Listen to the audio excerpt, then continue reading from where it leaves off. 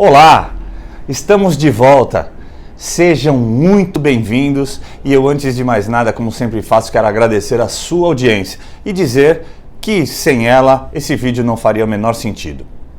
O nosso canal é voltado a tirar dúvidas dos acontecimentos e ocorrências da vida condominial. É um mundo muito vasto.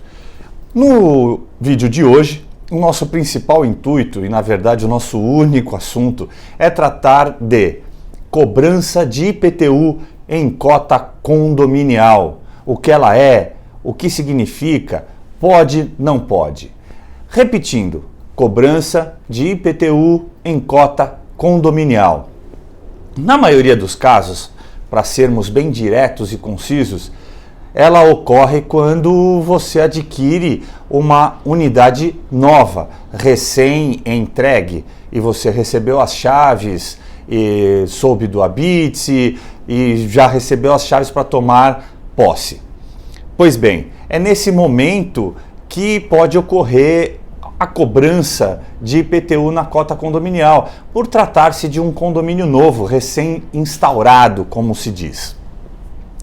Eu quero, mantendo essa retidão, essa coesão, essa rapidez nas nossas explanações, dizer que esta cobrança é, preste bem atenção, indevida. Ela é ilegal. Indevida e ilegal. Por que faço isso? Porque venho acompanhando os acontecimentos e com várias entregas de apartamentos novos, essas dúvidas vão surgindo e colegas nas mídias, sejam televisivas, sejam impressas, acabam dando informações contraditórias, muito controversas, que deixam o proprietário de um imóvel novo, um apartamento novo, em dúvida sobre o que fazer, a quem recorrer. Pois bem, trago-lhe definitivamente a verdade, amparado pela legislação, que, mantendo a nossa premissa dessa proibição, vou lhe dizer o porquê agora.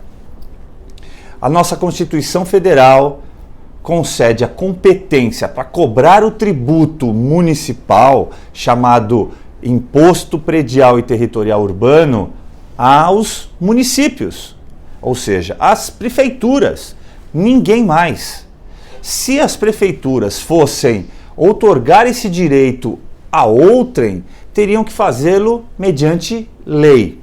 Trazendo para o nosso mundo aqui, para a nossa região, para a Prefeitura de São Paulo, para a cidade de São Paulo, onde existem 55 mil ou mais, né? 55 mil condomínios ao menos. Portanto, esse acontecimento pode ter ocorrido algumas vezes. E por óbvio, eu queria dizer que ocorreu porque eu ouvi alguns colegas tratando disso na mídia televisiva e na mídia impressa. E com o perdão a eles, a interpretação que eles fizeram, ela foi equivocada. Não se pode cobrar IPTU em cota condominial. O condomínio não paga IPTU. Então vamos lá, vamos aos fatos. Artigo, se você tiver curiosidade, artigo 156, inciso 1º da Constituição Federal. Ele outorga essa competência de cobrança desse imposto predial territorial urbano aos municípios. Isto posto, o município também tem o dever-direito, ou o dever-poder, ou o direito-poder, de legislar a respeito desses tributos, os tributos que lhes são de competência.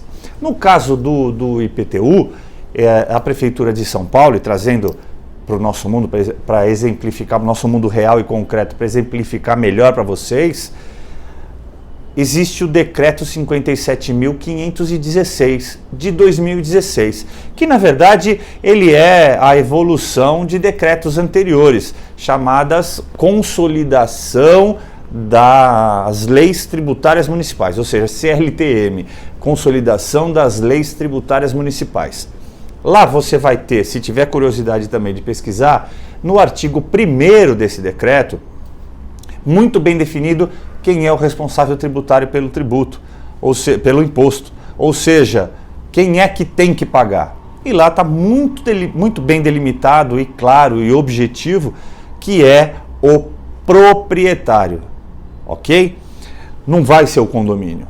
O condomínio não é proprietário de nada. O condomínio, por analogia, ele se assemelha a uma associação de moradores. Ele não possui aquele terreno, aquela área. Ele é apenas a associação de moradores que vai eleger um representante para que possa representá-lo em juízo ou fora dele. Ponto. Ele não é proprietário de nada. Os proprietários são aqueles que adquiriram cada unidade no edifício. Vamos voltar ao Decreto Municipal 57.516 de 2016 aqui de São Paulo. Como eu disse no princípio, isso ocorre comumente quando alguém adquire uma unidade nova de um condomínio recém-instaurado. Você tendo curiosidade, o artigo 45 desse Decreto 57.516 de 2016, ele traz lá delimitado o momento do fato gerador, ou seja, quando existe a alteração do status quo do condomínio, daquele terreno, é que vai ocorrer o fato gerador. Traduzindo de maneira bem simplória, quando é entregue o condomínio porque a prefeitura liberou a entrada, ou seja, deferiu o habite-se, é que a incorporadora ou construtora tem que solicitar o desdobro. Esse momento do habite-se é o momento que ocorreu essa transformação que eu disse. Antigamente era um terreno, durante X tempo foi construído um prédio de apartamentos, um edifício, com unidades autônomas, unidades individuais, e que agora há uma transformação porque houve o deferimento de habite-se, a obra acabou, o local está pronto para a habitação. A prefeitura, que é o órgão responsável por fazer essa verificação, viu que ali estão cumpridos os requisitos necessários e liberou a entrada de pessoas para moradia. É o chamado momento de deferimento do habite-se. O artigo 45, você procurando lá nos vários incisos, você vai ver que a obrigação de pedir esse desdobro é do incorporador ou construtor no primeiro dia útil subsequente ao deferimento de habite-se. Quando isso acontece, ele tem que fazer um novo pedido, qual seja o do desdobro.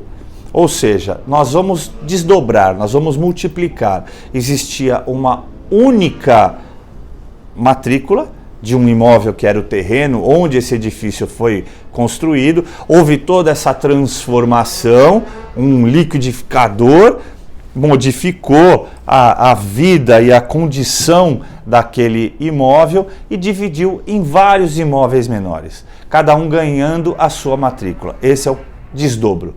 Desdobrada a matrícula, cada unidade que tem um proprietário diferente, ou às vezes, né, por óbvio, um proprietário pode ter várias unidades, mas para cada unidade é aquele proprietário que vai pagar o IPTU. Ninguém mais. O que isso quer dizer? O que isso representa na vida prática de uma pessoa? Que quando você compra um imóvel, adquire um apartamento novo, recém-construído, e que você recebe aquela cobrança da sua taxa condominial, que você tem que cumprir com o rateio, você tem que dar a sua cota à parte, você é surpreendido com a cobrança de IPTU. Aquilo é ilegal, aquilo é indevido, aquilo não pode acontecer. Então, tomando ciência disso, procure o síndico, o informe, mostre o nosso vídeo, procure a prefeitura e peça você o desdobro. E uma outra pergunta que pode pairar diante disso é: mas então se não pediu o desdobro no momento correto, ou pediu depois, ou nesse tempo que demorou, quem é o responsável? É a incorporadora ou a construtora, quem era o proprietário anterior dessas unidades autônomas. Por quê? Porque é dele o dever de comunicar, mesmo que outro o faça. Há esse exemplo que eu acabei de dar. Se o engenheiro não pediu, ou se alguém de direito pela construtora, pela incorporadora não o pediu, pode um proprietário de uma unidade individualizada ir lá e pedir, o que não afasta o dever, não é? A responsabilidade dessa construtora, dessa incorporadora, de pagar daquele momento para trás. Outra dúvida que surge, que eu percebo colegas dando informações às vezes controversas, díspares e equivocadas, é que esse valor, se porventura pago desta maneira, pode ser compensado no IPTU. Eu digo que não, porque foi pago numa matrícula que só foi dada a ciência para ser desdobrada num momento posterior. Então, a priori, imediatamente, em tese, não se poderia compensar. Ainda que se mova judicialmente um pedido de alocação desses valores para compensação, ele será ínfimo diante daquele desdobro, daquelas várias matrículas, porque era uma área minúscula, um terreno pequeno em comparação com as inúmeras unidades que foram desdobradas. Então, os proprietários terão que efetivamente pagar essa diferença à prefeitura, caso isso viesse remota e hipoteticamente a acontecer. Tá certo? Espero ter tirado as suas dúvidas, me comprometo a responder as suas perguntas, deixe as nossas perguntas aí no vídeo, eu respondo todas elas, sem exceção, claro, desde que relacionadas ao nosso vídeo, aos nossos assuntos, e às vezes uma pergunta que para você pode ser tola, pode nos dar uma oportunidade de fazer um novo vídeo com um novo assunto. E fique ligado, o nosso próximo vídeo para realmente fechar esse assunto IPTU, eu vou tratar do envidraçamento de sacada, onde não incide IPTU. Nos acompanhe. O meu muito obrigado a vocês.